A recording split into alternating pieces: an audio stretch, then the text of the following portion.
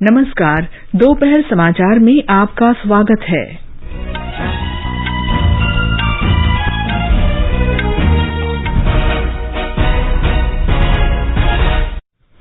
प्रधानमंत्री नरेंद्र मोदी आज शाम 5 बजे राष्ट्र को संबोधित करेंगे। केंद्रीय स्वास्थ्य मंत्री डॉक्टर हर्षवर्धन ने कहा, देश में कोरोना संक्रमण की साप्ताहिक और दैनिक दर में गिरावट आ रही है। देश में पिछले 24 घंटे में कोविड के 1 लाख नए मामले आए, जो पिछले 61 दिन में सबसे कम है। कोविड से स्वस्थ होने की दर बढ़कर 93.94% हुई। राष्ट्रव्यापी टीकाकरण अभियान के अंतर्गत अब तक 23 करोड़ 27 लाख से अधिक कोविड टीके लगाए जा चुके हैं। केंद्र सरकार ने अब तक राज्यों और केंद्र शासित प्रदेशों को 24 करोड़ 60 लाख से अधिक कोविड टीके उपलब्ध कराए। महाराष्ट्र में 5 स्तरीय अनलॉक प्रक्रिया शुरू, तमिलनाडु में भी लॉकडाउन में ढील।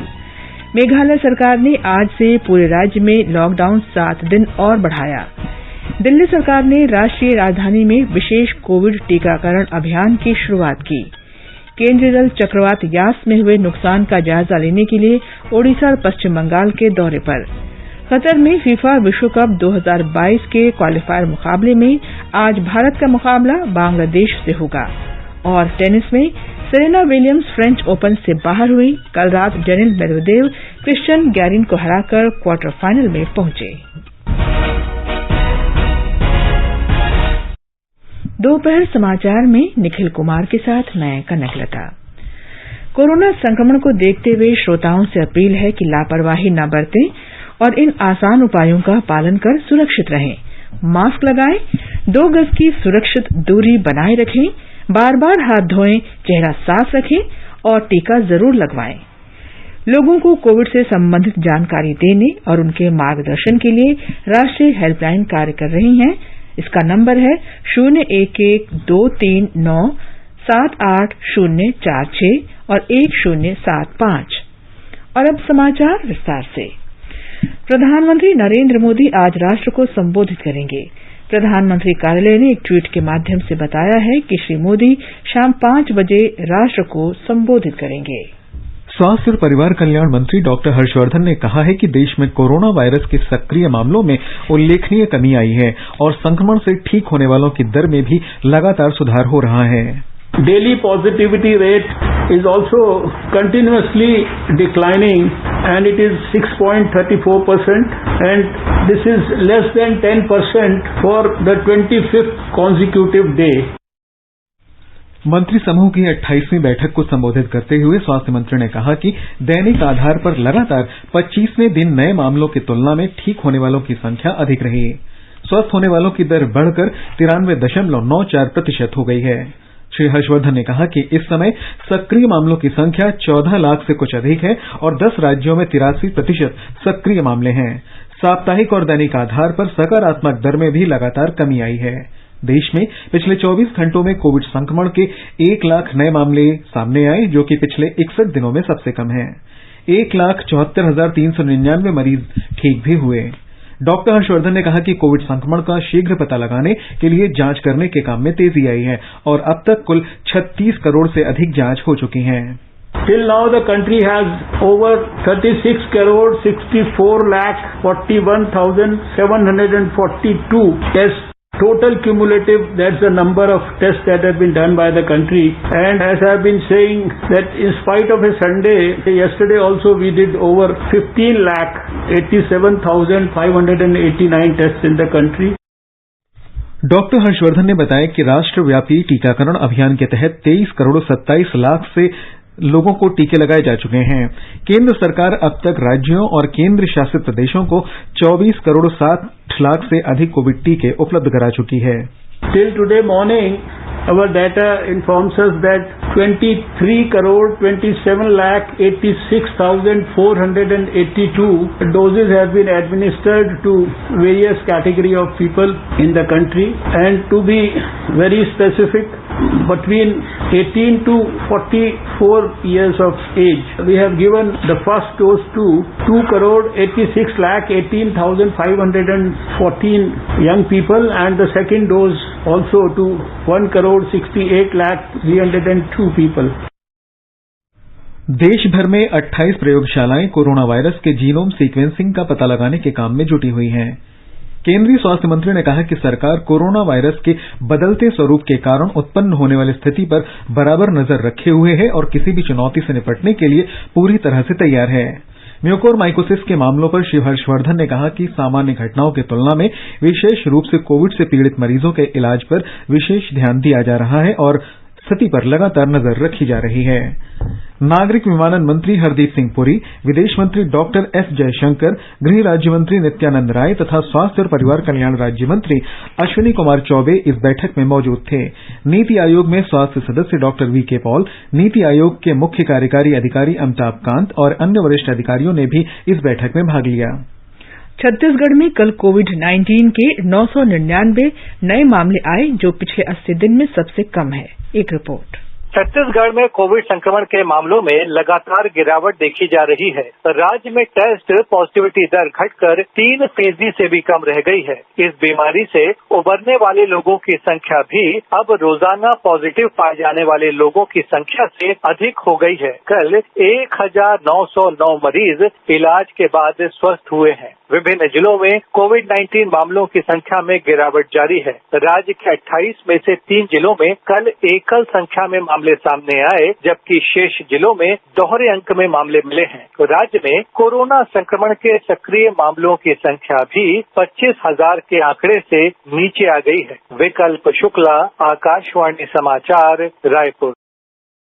मध्य प्रदेश में कल कोरोना संक्रमण के 735 नए मामलों की पुष्टि हुई और 42 लोगों की संक्रमण से मौत हो गई। 1934 मरीज ठीक हुए हैं। हमारे संवाददाता ने बताया है कि राज्य के 44 जिलों में संक्रमण के 10 से भी कम नए मामले दर्ज हुए हैं। राज्य के 52 में से 2 जिलों अलीराजपुर और बुरहानपुर में कोई मामला दर्ज नहीं किया गया है। रविवार को 0 सक्रिय मामले के साथ अलीराजपुर दूसरी लहर के बाद पहला कोरोना मुक्त जिला बन गया है। राज्य में सक्रिय मामलों की संख्या घटकर 10,103 हो गई है। राज्य में 0.9% कोरोना पॉजिटिव दर दर्ज की गई है। इंदौर में सक्रिय मामले घटकर 1,509, वहीं भोपाल में 2,225 हो गए हैं। हर दिन 80,000 से अधिक परीक्षण किए जा रहे हैं। पूजा पीवर्धन, आकाशवाणी समाचार, भोपाल। महाराष्ट्र में लॉकडाउन खोलने की 5 स्तरीय प्रक्रिया आज से शुरू हो गई है। राज्य सरकार ने नवी मुंबई और ठाणे में लॉकडाउन खोलने के लिए एक नई अधिसूचना जारी की। अधिसूचना के तहत ठाणे और नवी मुंबई नागरिक क्षेत्रों में साप्ताहिक संक्रमण दर और ऑक्सीजन बेड पर भर्ती मरीजों के आधार पर आज से प्रतिबंधों को कम करने की प्रक्रिया शुरू हो गई है। महाराष्ट्र के मुख्यमंत्री उद्धव ठाकरे ने प्रमुख उद्योगपतियों से कहा है कि वे अपने सभी कर्मचारियों और उनके परिजनों के स्वास्थ्य के बारे में जानकारी लेते रहें। उन्होंने कहा कि इस तरह से कोविड मामलों को बढ़ने से रोका जा सकेगा। श्री ठाकरे कल प्रमुख उद्योगपतियों के साथ वर्चुअल माध्यम से बातचीत कर रहे थे। उत्तर प्रदेश सरकार ने 4 जिलों को छोड़कर राज्य के सभी जिलों से कोरोना कर्फ्यू हटा लिया है। 71 जिलों में प्रतिबंधों में ढील दी गई है, क्योंकि इन जिलों में उपचाराधीन मरीजों की संख्या 600 से कम है। मेघालय में कोविड-19 के बढ़ते मामलों को देखते हुए राज्य सरकार ने वहां लागू लॉकडाउन को 7 दिन के लिए और बढ़ा दिया है। राजधानी शिलंग में शुक्रवार को हुई समीक्षा बैठक के दौरान यह निर्णय लिया गया। इससे पहले सिर्फ पूर्वी खासी पर्वतीय जिले में लॉकडाउन लगाया गया था। ये इलाका शिलंग का एक हिस्सा है। यहां पर लॉकडाउन 7 जून की सुबह 5 बजे समाप्त होना था। ये लगातार चौथा मौका है जब राज्य के अधिकारियों ने लॉकडाउन बढ़ाने का निर्णय लिया है। तमिलनाडु में मुख्यमंत्री M.K. स्टालिन ने ब्लैक फंगस बीमारी के इलाज में इस्तेमाल होने वाली एम्फोटेरिसिन बी की खरीद के लिए 25 करोड़ रुपए आवंटित किए हैं। राज्य में लागू लॉकडाउन में आज से कुछ ढील दी जा रही है। लॉकडाउन को 14 जून तक बढ़ा दिया गया है। दिल्ली में लॉकडाउन में आज से कुछ और ढील दी गई है। दिल्ली सरकार ने पिछले सप्ताह कोविड मरीजों की संख्या कम होने के बाद से लॉकडाउन खोलने की प्रक्रिया शुरू कर दी थी। नए दिशा निर्देशों के अनुसार निजी कार्यालयों को सुबह 9 बजे से शाम 5 बजे के बीच 50% कर्मचारियों के साथ काम करने की अनुमति दी गई है। ये समाचार हमारी वेबसाइट newsonair.com/hindi और हमारे mobile app news on AIR पर भी उपलब्ध हैं। एक शुरुआत करें, चलो एक फैसला आज करें, मास्क नहीं तो टोकेंगे, कोरोना को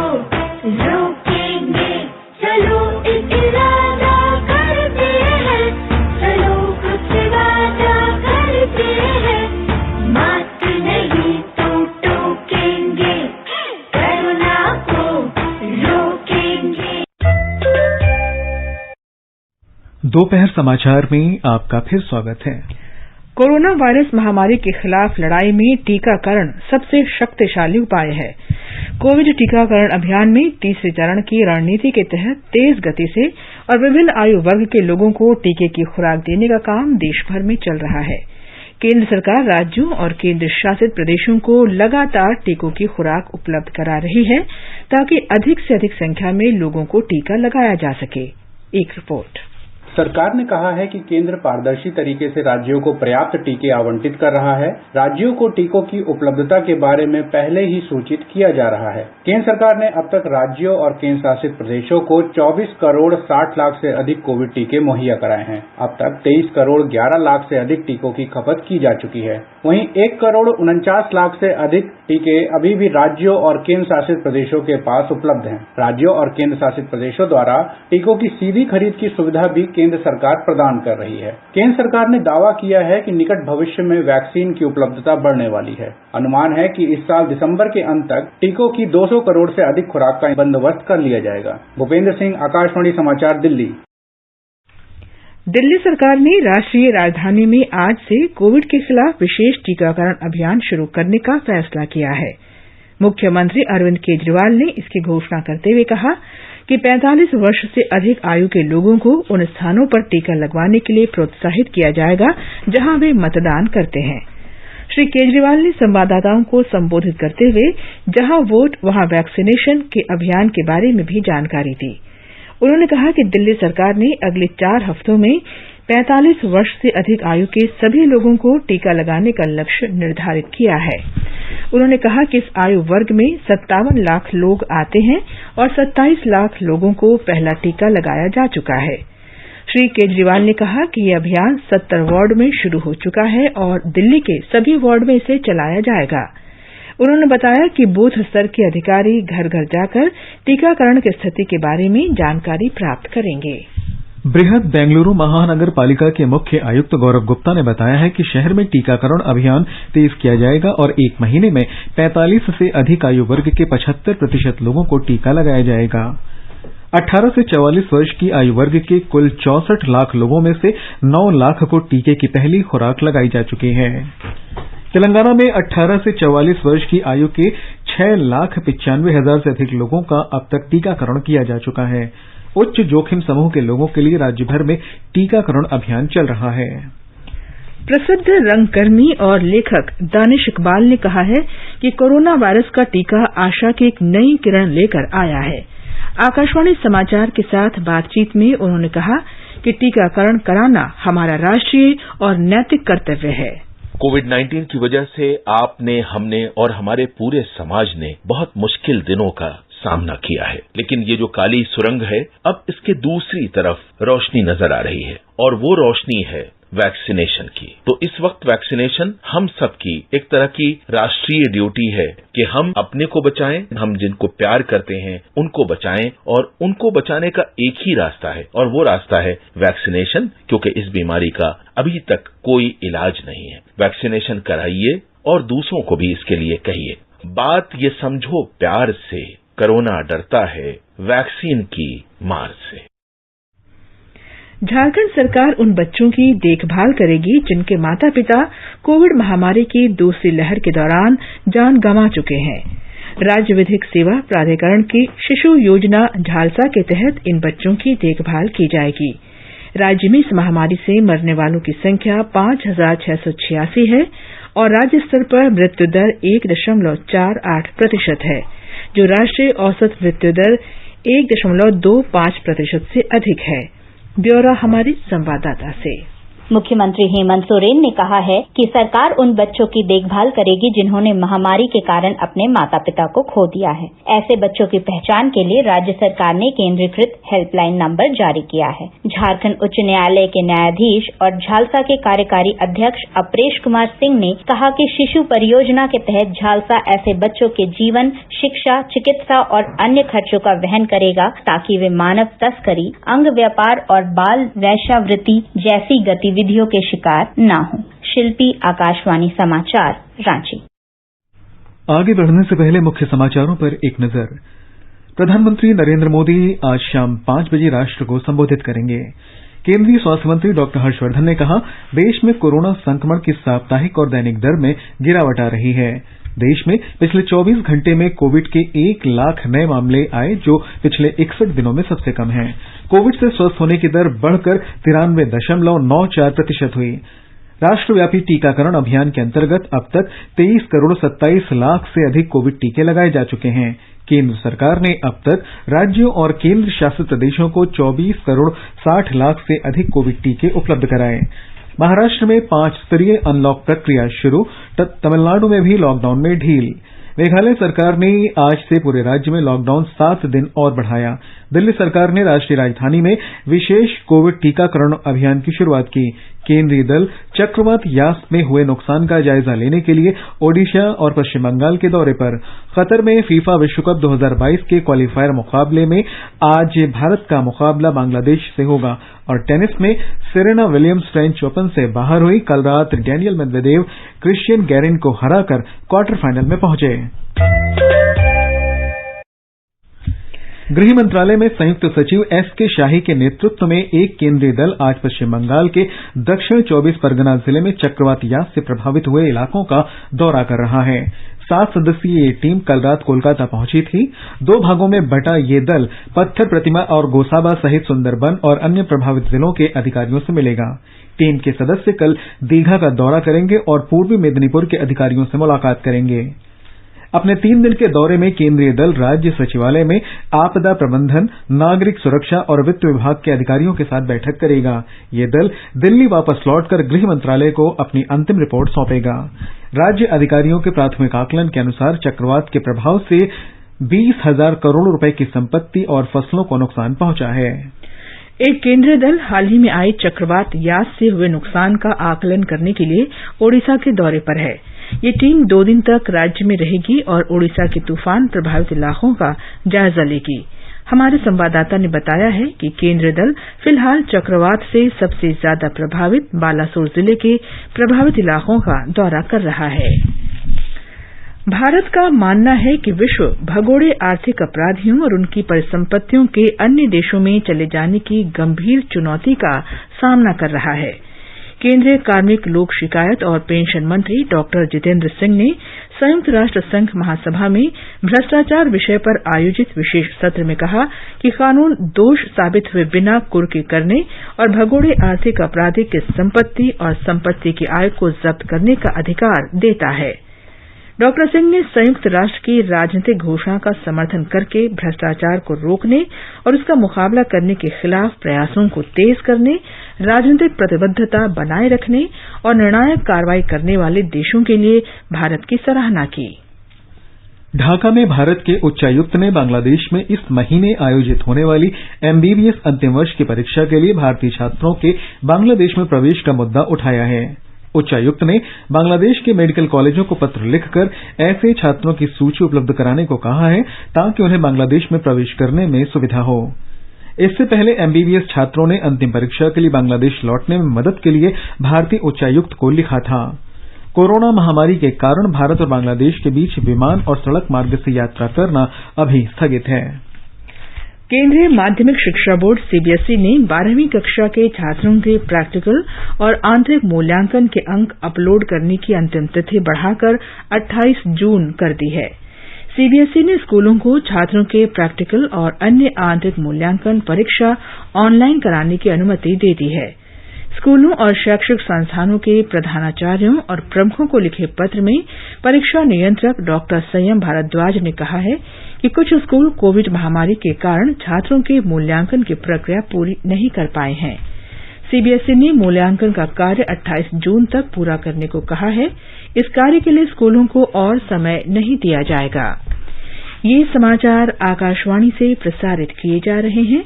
ताजा समाचार जानने के लिए आप हमारे Twitter handle @AIR News Hindi को फॉलो कर सकते हैं। ये आकाशवाणी है। आकाशवाणी का समाचार सेवा प्रभाग आज रात एक विशेष कार्यक्रम में देश के शिक्षाविद तथा गणितीय परंपराओं के क्षेत्र में शोधकर्ता प्रोफेसर पी दिवाकरण के साथ एक विशेष साक्षात्कार प्रसारित करेगा। इस साक्षात्कार में प्रोफेसर दिवाकरण ने देश की गणितीय परंपराओं के लंबे इतिहास और विश्व के लिए इसके योगदान पर बातचीत की। पश्चिमी देशों के गणितज्ञों की तुलना में हमारे गणितज्ञों की कम जानकारी पर एक प्रश्न के उत्तर में उन्होंने कहा कि शिकायत करने के बजाय हमें अपनी मजबूत गणितीय विरासत के बारे में लेखन शुरू करना चाहिए और गणित के इतिहास में भारतीय गणितज्ञों के स्थान का पुनर्मूल्यांकन करना चाहिए। The Europeans tend to favor an interpretation of the history which is Greek-centric. I don't think we should complain about this because the real reason is the real way to get over this feeling that some Indians have is to do our own history very well, very rigorously as well as we can. ये कार्यक्रम आज रात FM gold channel और अतिरिक्त मीटरों पर 9:30 बजे से सुना जा सकता है। ये कार्यक्रम हमारी वेबसाइट newsonair.nic.in और YouTube channel news on AIR official पर भी उपलब्ध रहेगा। प्रधानमंत्री नरेंद्र मोदी 27 जून को आकाशवाणी पर मन की बात कार्यक्रम में देश विदेश की जनता से अपने विचार साझा करेंगे। ये मासिक रेडियो कार्यक्रम की 78वीं कड़ी होगी। प्रधानमंत्री ने कार्यक्रम की आगामी श्रृंखला में लोगों को उन विषयों पर अपने विचार साझा करने के लिए आमंत्रित किया है जिन्हें उन्हें संबोधित करना चाहिए। लोग नमो ऐप या माई गव ओपन फोरम में अपने विचार साझा कर सकते हैं। और अब समय है खेल जगत की खबरों का, जिसमें देश और दुनिया भर में चल रहे खेल और खिलाड़ियों का लेखा जोखा है। भारतीय फुटबॉल टीम आज कतर के जसीम बिन हमद स्टेडियम में फीफा विश्व कप 2022 क्वालीफायर मुकाबले में बांग्लादेश के साथ खेलेगी। भारत की कोशिश होगी कि वो अपने ग्रुप में तीसरा स्थान प्राप्त कर ले, जिससे उसे AFC एशियाई कप 2023 क्वालीफायर के अंतिम दौर में जगह मिल सके। इसके लिए भारत को बांग्लादेश और अफगानिस्तान के साथ होने वाले मुकाबले जीतने होंगे। भारत ने अभी तक कोई मैच नहीं जीता है। आधिकारिक रूप से भारत फीफा विश्व कप 2022 क्वालीफायर्स के तीसरे दौर के लिए पहले ही मुकाबले से बाहर हो चुका है। टेनिस की बात करें तो फ्रेंच ओपन टूर्नामेंट के महिला सिंगल्स में 21वीं वरीयता प्राप्त कजाकिस्तान की एलेना रैबाकिना ने चौथे दौर में भारी उलटफेर किया है। एलेना ने 3 बार की विजेता सेरेना विलियम्स को 6-3, 7-5 से हराकर क्वार्टर फाइनल में प्रवेश कर लिया है। इस बीच दुनिया की 85वीं नंबर की खिलाड़ी स्लोवेनिया की तमारा जिदानसेक ने अपने से बेहतर रैंकिंग वाली रोमानिया की सोरोना क्रिस्टिया को 7-6, 6-1 से हराकर अपने पहले ग्रैंड स्लैम के क्वार्टर फाइनल में जगह बना ली है। वहीं पुरुष सिंगल्स में विश्व के नंबर 2 खिलाड़ी रूस के डैनियल मेदवेदेव ने रैंकिंग में पहला स्थान प्राप्त करने के लिए एक और कदम आगे बढ़ा दिया है। मेदवेदेव ने प्री क्वार्टर फाइनल में चिली के क्रिश्चियन गैरिन को 6-2, 6-1, 7-5 से मात देकर अंतिम 8वें स्थान पक्का किया। सेमीफाइनल में पहुंचने के लिए मेदवेदेव अब 5वीं वरीयता प्राप्त ग्रीस के एस्टेफानोस सित्सिपास से मुकाबला करेंगे। सित्सिपास ने 12वीं वरीयता प्राप्त स्पेन के पाब्लो कैरेनो बुस्टा को 6-3, 6-2, 7-5 से शिकस्त दी। उधर बुडापेस्ट में भारतीय जूडो खिलाड़ी सुशीला देवी महिलाओं के 48 किलोग्राम भार वर्ग के पहले दौर में हारकर विश्व चैंपियनशिप से बाहर हो गई हैं। हालांकि सुशीला के पास अब भी ओलंपिक खेलों के लिए क्वालीफाई करने का मौका है। इसके लिए उन्हें इस महीने के अंत तक रैंकिंग में देश के ही जसलीन सिंह सैनी से अधिक अंक प्राप्त करने होंगे। जसलीन का आज पुरुषों के 66 किलोग्राम भार वर्ग में मुकाबला होना है। विश्व चैंपियनशिप में जाने वाली सुशीला 989 अंकों के साथ शीर्ष पर रही है, जबकि सैनी के लगभग 920 अंक थे। सबसे अधिक रैंकिंग वाला केवल एक भारतीय जूडो खिलाड़ी जुलाई-अगस्त में होने वाले टोक्यो ओलंपिक के लिए क्वालीफाई करेगा। और अब प्रस्तुत है संस्कृति संदेश।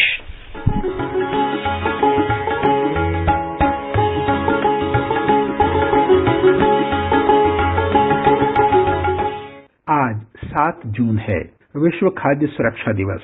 विश्व भर में ये दिवस लोगों में खाने पीने की चीजों की सुरक्षा के बारे में जागरूकता लाकर उन्हें सुरक्षित बनाने के लिए मनाया जाता है, ताकि लोग दूषित खाद्य पदार्थों के खाने से होने वाले नुकसान से बच सकें।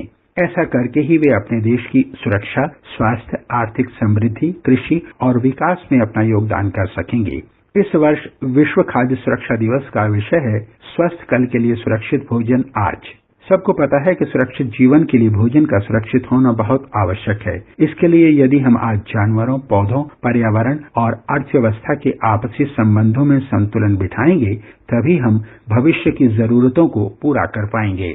वैसे तो खाद्य पदार्थों से पैदा होने वाली बीमारियों का असर सभी उम्र के लोगों पर पड़ता है, लेकिन 5 वर्ष से कम उम्र के बच्चे इसके ज्यादा शिकार होते हैं। इसे देखते हुए संयुक्त राष्ट्र महासभा ने 2018 में घोषणा की कि विश्व भर में हर वर्ष 7 जून को विश्व खाद्य सुरक्षा दिवस मनाया जाएगा। इस अभियान में विश्व स्वास्थ्य संगठन यानी WHO और संयुक्त राष्ट्र खाद्य और कृषि संगठन यानी FAO के सदस्य देशों का सहयोग रहता है। इनके अलावा कई अन्य संगठन भी इसमें सहयोग करते हैं। सच में देखा जाए तो खाने पीने की चीजों की सुरक्षा करने की जितनी जिम्मेदारी सरकारों और उत्पादकों की है, उससे कहीं अधिक जिम्मेदारी हम उपभोक्ताओं की है। इसलिए खाद्य पदार्थों को खेतों से खाने की मेज तक सुरक्षित पहुंचाने की पूरी कड़ी में शामिल सभी लोगों को अपने अपने उत्तरदायित्वों को पूरी ईमानदारी से निभाना होगा। तभी हम खाद्य सुरक्षा दिवस के वास्तविक लक्ष्य को प्राप्त कर सकेंगे।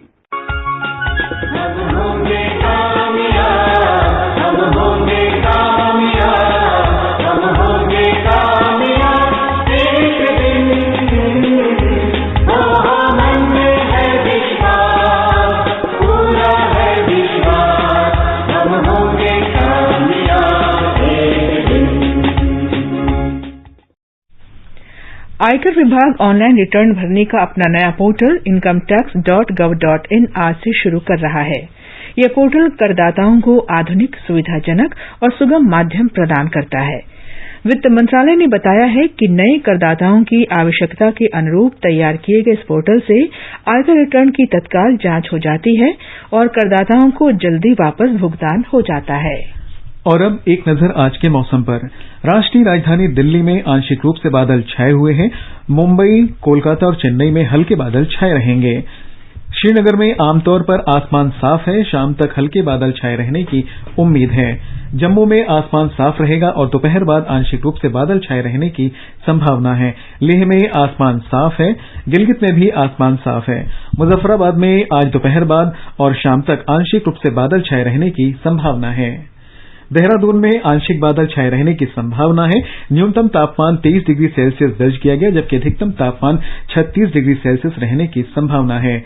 चंडीगढ़ में आसमान साफ है। अधिकतम तापमान 38 डिग्री रहेगा, जबकि न्यूनतम तापमान 26 डिग्री सेल्सियस रिकॉर्ड किया गया। पटना में आसमान साफ रहेगा और न्यूनतम तापमान 26 डिग्री रहा, जबकि अधिकतम तापमान 39 डिग्री सेल्सियस तक जा सकता है। गुवाहाटी में भी आमतौर पर हल्के बादल छाए रहेंगे और कुछ स्थानों पर वर्षा होने की संभावना है। न्यूनतम तापमान 25 डिग्री सेल्सियस रहा, अधिकतम तापमान 29 डिग्री सेल्सियस तक जा सकता है। मौसम विभाग ने कहा है कि दक्षिण पश्चिम मानसून मध्य अरब सागर को पार करते हुए समूचे पूर्वोत्तर क्षेत्र सहित देश के अधिकांश हिस्सों में पहुंच गया है। मानसून महाराष्ट्र, तेलंगाना, आंध्र प्रदेश और बंगाल की खाड़ी के कुछ और हिस्सों में आगे बढ़ गया है। ये तमिलनाडु, कर्नाटक, सभी पूर्वोत्तर राज्यों और पश्चिम बंगाल तथा सिक्किम में हिमालय के निचले क्षेत्रों में अधिकांश स्थानों पर पहुंच चुका है। पश्चिम बंगाल में हिमालय के निचले क्षेत्रों और निकटवर्ती स्थानों पर चक्रवाती क्षेत्र बनने के कारण अगले 4-5 दिन में पूर्वोत्तर राज्यों में व्यापक वर्षा होने का अनुमान है। अंत में मुख्य समाचार एक बार फिर। प्रधानमंत्री नरेंद्र मोदी आज शाम 5 बजे राष्ट्र को संबोधित करेंगे। केंद्रीय स्वास्थ्य मंत्री डॉक्टर हर्षवर्धन ने कहा, देश में कोरोना संक्रमण की साप्ताहिक और दैनिक दर में गिरावट आ रही है। देश में पिछले 24 घंटे में कोविड के 1 लाख नए मामले आए, जो पिछले 61 दिन में सबसे कम है। कोविड से स्वस्थ होने की दर बढ़कर 93.94% हुई। राष्ट्रव्यापी टीकाकरण अभियान के अंतर्गत अब तक 23 करोड़ 27 लाख से अधिक कोविड टीके लगाए जा चुके हैं। केंद्र सरकार ने अब तक राज्यों और केंद्र शासित प्रदेशों को 24 करोड़ 60 लाख से अधिक कोविड टीके उपलब्ध कराए। महाराष्ट्र में 5 स्तरीय अनलॉक प्रक्रिया शुरू, तमिलनाडु में भी लॉकडाउन में ढील। मेघालय सरकार ने आज से पूरे राज्य में लॉकडाउन 7 दिन और बढ़ाया। दिल्ली सरकार ने राष्ट्रीय राजधानी में विशेष कोविड टीकाकरण अभियान की शुरुआत की। केंद्रीय दल चक्रवात यास में हुए नुकसान का जायजा लेने के लिए ओडिशा और पश्चिम बंगाल के दौरे पर। कतर में फीफा विश्व कप 2022 के क्वालीफायर मुकाबले में आज भारत का मुकाबला बांग्लादेश से होगा। और टेनिस में सेरेना विलियम्स फ्रेंच ओपन से बाहर हुई। कल रात डेनिल मेदवेदेव क्रिश्चियन गैरिन को हराकर क्वार्टर फाइनल में पहुंचे। इसके साथ ही दोपहर समाचार का ये अंक समाप्त हुआ। नमस्कार।